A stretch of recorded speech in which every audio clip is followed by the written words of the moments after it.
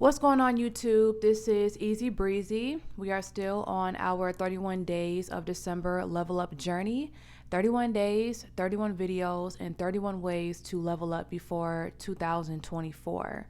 Now, in this video, we are unlearning and relearning.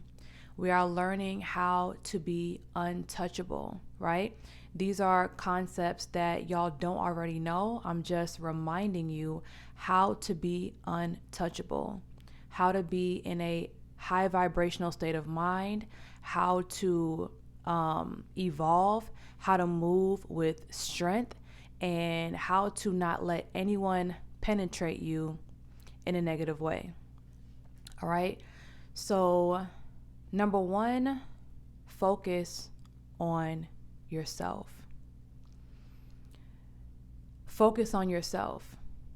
Make yourself the top priority in your life.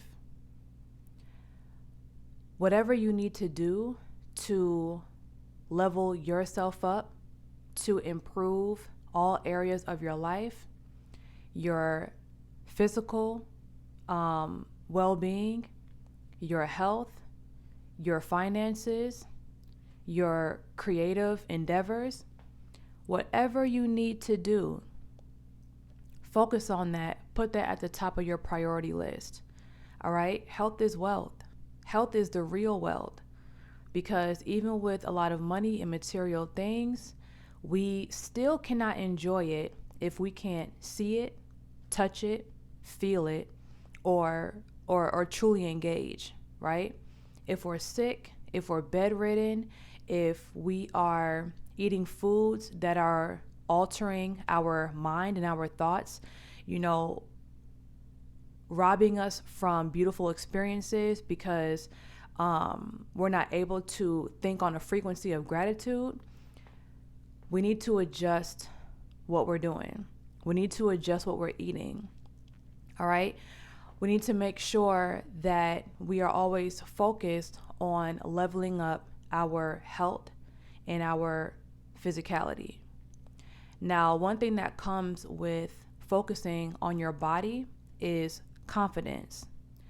Even if you're not at your goal weight or your goal physique, just the action of working out, hiking, sweating in any way, swimming, going to the gym, lifting weights, doing Pilates, like whatever it is that you do, just the action of improving your body, improving your strength, your flexibility, your agility, your stamina, it brings natural confidence, right?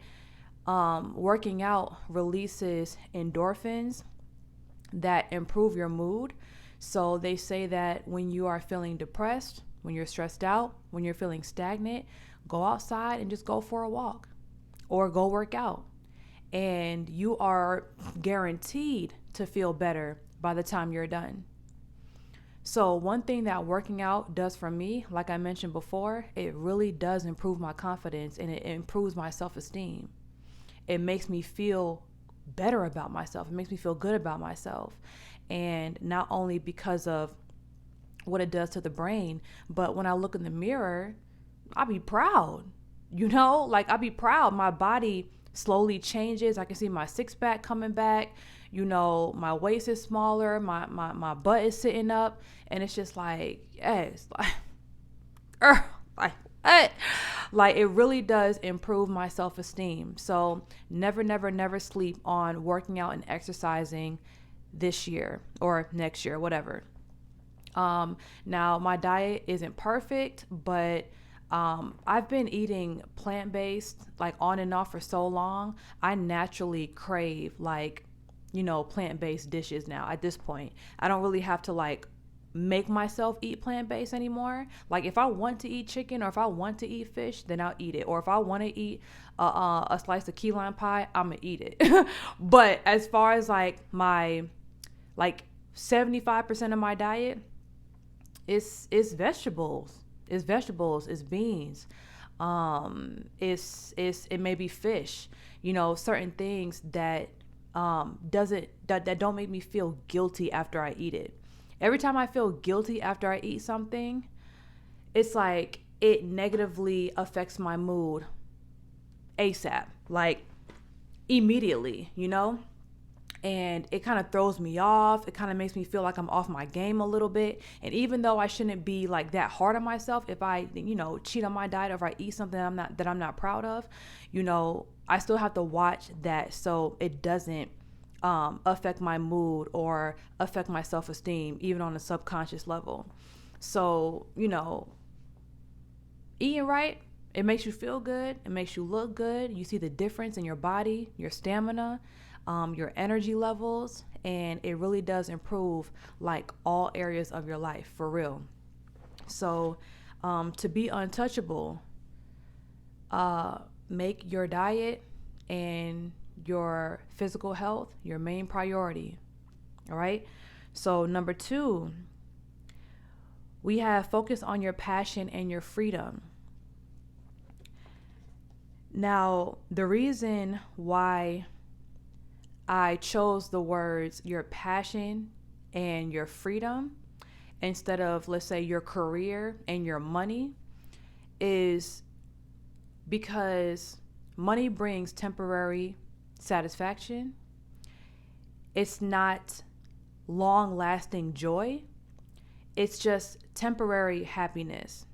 So if we are more focused on our passions rather than our career goals, not saying that your career is not your passion, just assuming that they're separate in this case, you have a more gratifying feeling when you're doing something that you love every single day. It's different than going to a job that you really don't like, but you're doing it just to make money and save money, right? Rather than doing something that you really, really love doing. You would do it for free. If money didn't exist, you would still be doing this same thing for free. And if somebody told you if you stayed on track for 2 years, you would be a millionaire, what would that thing be? If somebody told you if you focus on one of your passions, one of your talents for 2 years and you would be a millionaire after 2 years, what is that thing that you would do? If somebody told you that money no longer existed, what would you still be doing? Right? So focusing on your passion, it brings a fulfillment and a contentment and a long-lasting joy that career and money cannot bring, because money comes and goes. Once we get money, we spend it. We may think, okay, I want my hair done because getting my hair done makes me happy. I need to go shopping because going shopping makes me happy. But right after you take those pictures for Instagram, you can't even wear the damn outfit anymore. You can't even wear the outfit twice. So make sure that you're doing something that when you develop this talent, or when you add to this foundation, that you're building something long lasting that no one can take from you, and something that you won't just get tired of, on the drop of a dime. So when I mention freedom, I'm not going to necessarily just say money and finances. Well, financial knowledge is something different, but I'm not just going to say focus on your money, because what is the point of the money? What is the point of the money? We get money. A lot of people get money. It's not unusual for people to get money, but what are we doing with the money? Are we still able to do what we want? Are we still able to say, you know what, if I'm not able to work for 6 months of my life, will I still survive? Do I still have passive ways of income? Do I still have, money circulating? Or is it a wrap for me? So make sure that you're not only focused on your money, but you're focused on freedom. What will allow you to be free? What assets do you need to invest in to be free? What do you need to create? Maybe you need to invest in stocks, crypto, create digital products, figure out how to automate your business so that even if you're not posting for a whole month, you're still making sales. So it's investing in your assets, it's developing assets so these things can work for you and you don't have to wake up and go to work for it. All right? Not saying that, there's not effort needed in anything that you do in any type of passive income, but less effort, right? So focus on your passion and your freedom. What's going to make you free? What can make you free? How much money do you need to make every month to be free, in your opinion? It doesn't have to be $1 million a month. It can be $5,000 a month. It can be, or whatever it is to you. Like, what do you need? What covers your expenses? What covers your rent? And what covers your food and your recreational budget? What do you need? Write it out. And once you get those numbers, then you can crack down how much money you need to make every single week and every single, or how many sales you need to make to reach that goal. Figure out how to automate that and create those assets. Invest in those assets. All right. Also, we have, when you chase butterflies, they fly away. When you build a garden, the butterflies come to you. So I want to discuss love, right? Chasing the feeling of love. Number one, I want to make it clear that a lot of times I thought that I was in love. I was really in lust. And in my perspective, right, it really was love to me because I would have done anything for this person. Even though, we quote unquote fell in love quickly, I still decided in my mind that I would do anything for this person. I'll stick it out with this person. I'll be honest with this person, and I'll do anything I can to make it work, right? But as time went on, and not much time, honestly, I realized that the same love that I had for this person, they didn't have for me. Meaning, if you really love someone, you love everything about them. If you see this person going on the wrong path, you help them for their best interest, not for your best interest. When that person makes mistakes, if that person is doing something that you may not approve of, you come to them as a loving friend, right? Someone that loves you for real, not someone that wants to control you. So I learned that men and women don't love the same. Women love quicker, in my opinion, as a whole. Men, it takes time for men to really fall in love. It takes men experiences, opportunities to build trust. It takes time for a man to really love. A man falls in lust first. A woman falls in love first. And as time goes by, you'll really see if this person loves you for who you are or not. Ways to see that someone doesn't really love you is if someone is trying to change things about you that ain't hurting you, ain't hurting nobody else, ain't hurting them, ain't hurting nobody. It's just things that they want to change about you to make them feel comfortable. Another way that you can tell someone really doesn't love you is when you want to express your emotions, when you want to express how you feel about something, and they tell you, to get over it, or it's not that big of a deal, or stop talking about that, or for some reason, like in ways they push you out of expressing yourself emotionally because they can't handle connecting with you on that level. I used to think that this was tough love, right? Like, yeah, I need to stop being so soft. I need to get over it or whatever.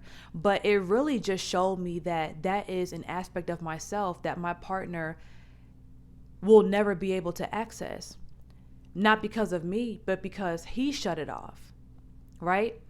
If something, let's say, for example, I am ruminating about something from my last relationship and I'm talking about it, and maybe it's making me angry while I'm talking about it, or sad when I'm talking about it. Instead of, this person comforting me, reassuring me, giving me good advice and things like that, it was more like, well, if you still emotional about your ex, then that means you still love that nigga. It's like, no, that's not the case. I'm just talking about something, and if I'm getting a little bit emotional about it, it's not because, oh, I'm still in love with him, or your place in my life is threatened. It's just because it just is what it is. But instead of this person allowing me to lean in, I was kind of forced to lean out. And I realized in that moment that I was never going to truly be able to connect with this person on that level because they didn't allow it. So I realized that, love is compassion. Love is patience. Love is understanding. Love is acceptance. Love is accepting someone for who they are and the process that they're going through, and encouraging them through that process. And if you feel like you need to correct them or criticize them, you're doing it for their best interest, not yours. So, what lust feels like? Lust feels like heavy love. It feels like infatuation. It feels, like a heavy sexual tension. You may fantasize a lot in the lust stage. A lot of love bombing happens. A lot of promises are getting made, and it's like, I love you. I can see us being together forever. I can see you being my wife. I can see us doing this and doing that and doing this. It's a lot of fantasizing. But as time goes by, you really realize, what was real and what was not. Is this person keeping their promises? Is this person showing me grace during my journey and showing me compassion during my journey? Or am I forced to walk on eggshells around this person or hide certain aspects of myself because I don't want to trigger this person or make them mad? So the difference between love and lust. Lust is immediate. It's heavy. It feels so good. It's euphoric. It's quick. It's immediate. But love is something that grows over time, and love strengthens over time, right? Lust may come and go. But love strengthens over time. And you may not be lustful for your partner after, a couple years, but you're still going to love them as a person. So, make sure that you are developing yourself. Make sure that you are not chasing a feeling, chasing what you think is love, because realistically, men and women do not love the same. So what you think is love is really lust in the man's eyes, but it's confusing to you because of all the love bombing and all the promises and all the future faking. All right? So focus on yourself. Focus on developing yourself. Focus on loving yourself. How to love yourself the most you can.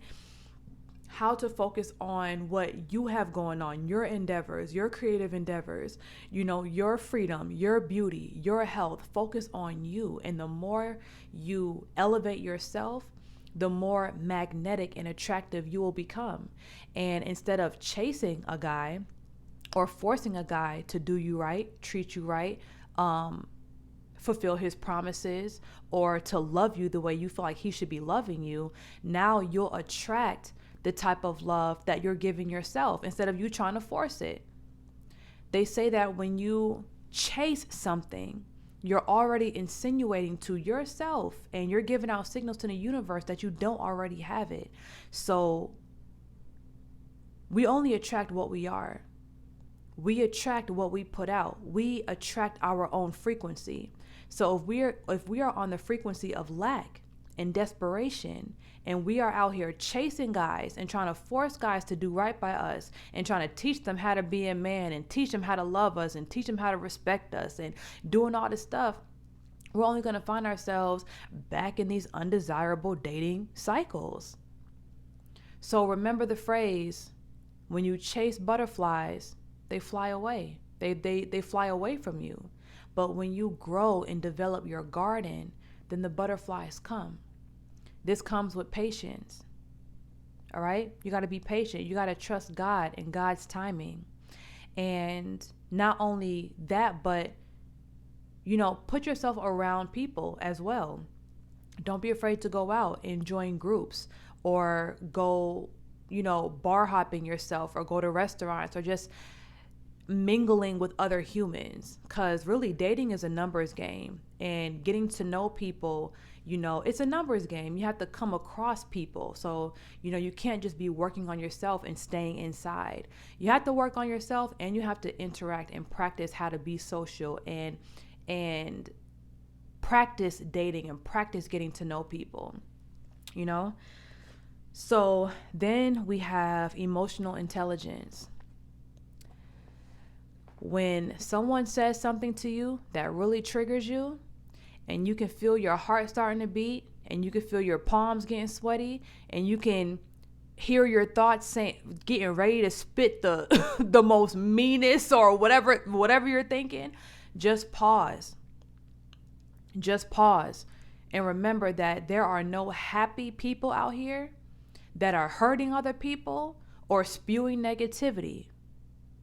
Think of one happy, just beautiful, high vibrational, successful person that you know in this world that are out here hurting other people. Hurt people hurt people. So when ugliness, criticism, judgment comes out of somebody's mouth, if anything, just have pity for them. Because that's what's ruminating within themselves and their spirit. You think that this person can say anything to you that ain't 10 times worse than what they've already said to themselves? When people spew negativity, when people prove themselves to be haters, when people prove themselves to be envious and want to tear your self-esteem down or say something to trigger you, trust the fact that they are 10 times unhappier than you can see on the outside. So instead of getting angry at people for trying you, right? You don't got to fight for your respect. Like I said, build the garden. Build the garden, grow the garden, evolve the garden, and the butterflies will come. You don't have to chase nothing, because whatever you chase is going to run from you. Whenever you try to demand your respect or fight for your respect, I promise you, it's going to be an uphill battle. It's going to be an unnecessary uphill battle. The best way to respond to words, events, or people that trigger you is to turn around and walk away.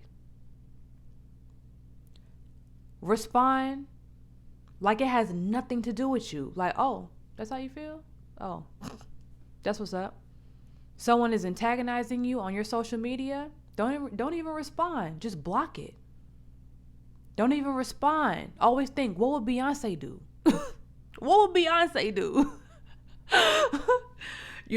Don't respond. Don't pay it no energy. Whatever you put your energy in grows. You don't want to grow that. For what? You don't want to grow nothing negative in your life. Right? We're untouchable this year. We're only growing positivity, abundance, love. Don't respond to nothing that does not serve you. And if someone is spewing ugliness and darkness, I feel bad for you. That's a lot of ugliness and darkness oozing out of your holes, oozing out of your mouth. You know what I'm saying? So don't let these people trigger you. They're unhappy. They're bitter. That's what they do. Misery loves company. All right. So now we have your network is your net worth. They say that you'll only make $5,000 more or $5,000 less than the sum of the people you hang around.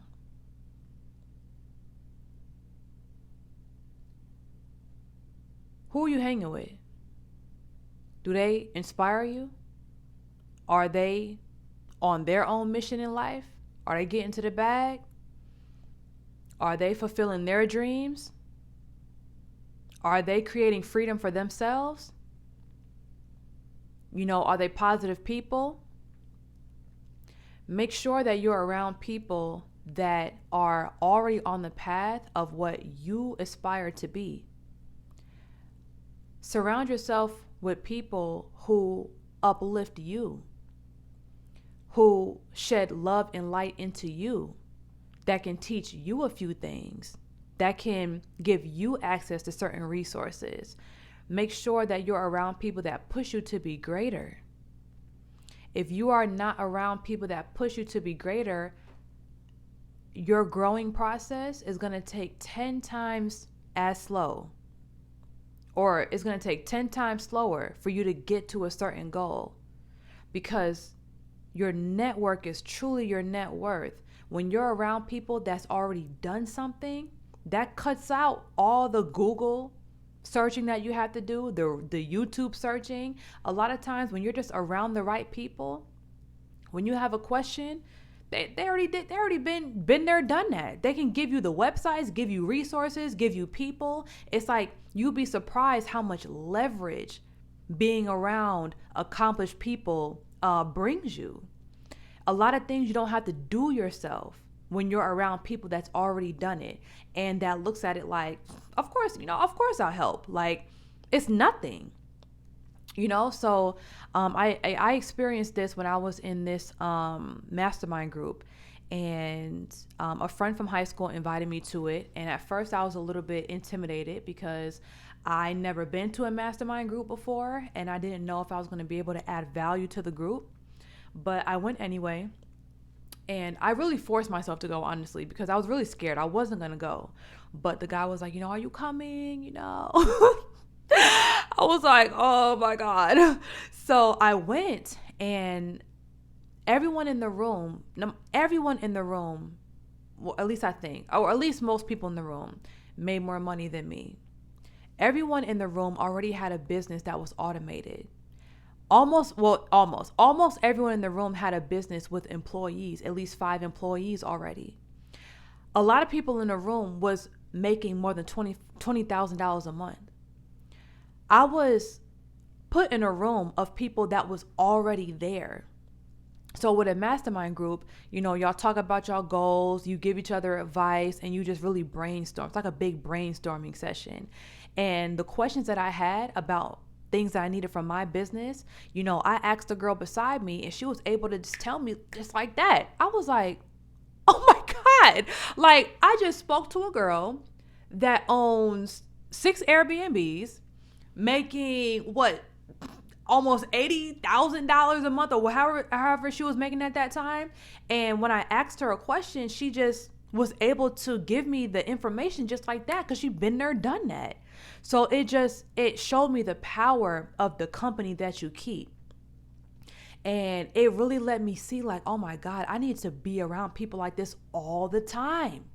This is like a cheat code. For real, this is a cheat code. So, remember, your network is your net worth. And if people around you are not inspiring you to be greater or pushing you to be greater, then how can you expect to evolve? Right? So last but not least, I want to get back into the dating subject, but in a way that is way more passive, way more magnetic. And this strategy allows you to not waste time and not resist what the universe is trying to tell your ass. Okay. So in nature, the man is the chaser. The man chases the woman. The male lion is the one with the big flamboyant mane, right? The male peacock is the one with the feathers, with the colorful feathers. There are animals in nature that you would think are women or females, I should say, because of how colorful they are and how flamboyant they are. And come to find out, it's actually the males. Because in nature, males go above and beyond to attract females, right? Now, of course, in this society, a lot of things are switched around. We're doing things really against nature, which is technically all like a sin. Like anything that's against nature is considered a sin. So when women are chasing men, girl, that's a sin. We are not supposed to be chasing men. We are supposed to nurture ourselves, grow ourselves, evolve ourselves, right? And if you want to get a man's attention, then you do this thing that I heard. It's like a phrase where a woman subtly gets a man's attention to let him know that, I'm watching you, watching me, and we here with it. And it's called dropping your handkerchief, right? And I guess like a long time ago, that was something that was a strategy for women to let a man know that, you have permission to talk to me. You have permission to come up to me. We can see what's going on here. So basically what they did was they took a handkerchief and they dropped it right in front of him so that he can be able to pick it up and give it to her so they can start interacting. So that's a very subtle, feminine way to get a man's attention, right? What we miss when we chase men is we miss if that man really wants to love us or has good intentions for us, right? So what I mean by that is if we are chasing a man, right? A man is going to pretty much take anything he can get. If he's not like a super spoiled, guy that has a lot of women or whatever, like on average, a man is going to give a woman attention even if the woman is not necessarily his type, right? So if we are too busy trying to get the man to do things for us, too busy trying to get the man to act right, trying to get the man to care about us, we totally miss the fact that this man does not have good intentions with us. He doesn't have a future with us in mind, and he's not willing to sacrifice or spend time, energy, and money to keep us. Now, if you have chased a man and he did end up realizing, I do like this girl, and he did start to sacrifice for you and spend money and spend time and do, actually sacrifice to keep you, that's what's up, because that does happen.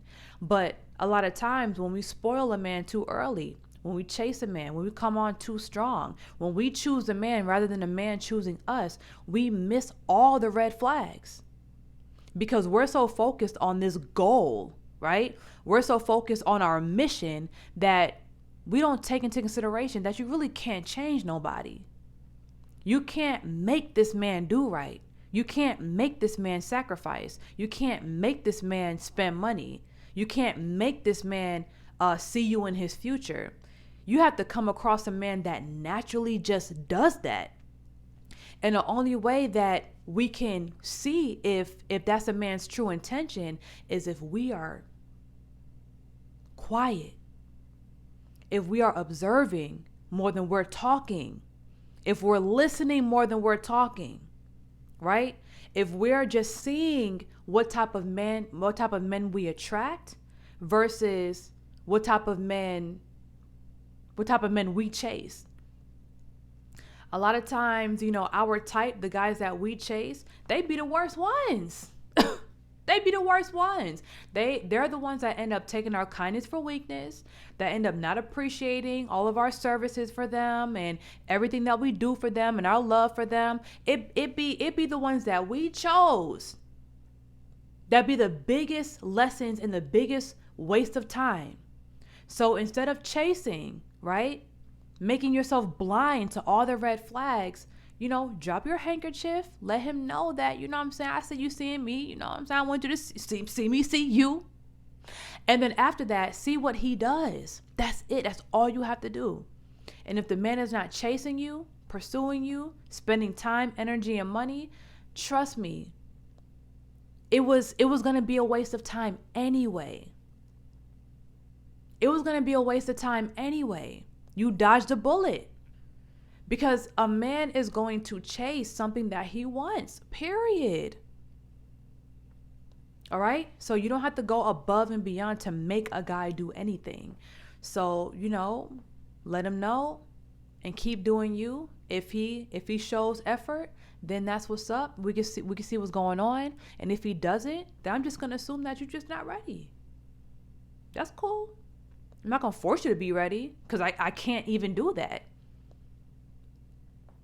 Right? So, yes, you guys. This video is how to be untouchable, how to really embody your divine frame, how to maintain in a high vibrational state of mind, how to be magnetic, how to be attractive, how to really use and work with the universe to create the life that you want and the reality that you want, right? We're not chasing, we're just being. Don't chase, just be and trust God's timing. Put your intentions out there, write what you want in a journal in the present tense, right? I am this, I have this, right? Whatever you want, quote unquote, write it in a journal as I am this, I have this. Make it a present thing. Don't make it a future thing. The future and the past don't exist. We only have the present. The universe only knows the present. All right. So make sure the key words is I am and I have. All right. Put your intentions out there. Believe in yourself. Have faith in God's timing. Interact with people. Don't be too codependent on anything or anyone. Understand that love comes from within you. You don't need to chase love because the action that you're considering love is really lust. All that love and romance and Netflix and chill, that's lust. That's not love. Love is understanding. Love is patience. Love is compassion. Love is empathy.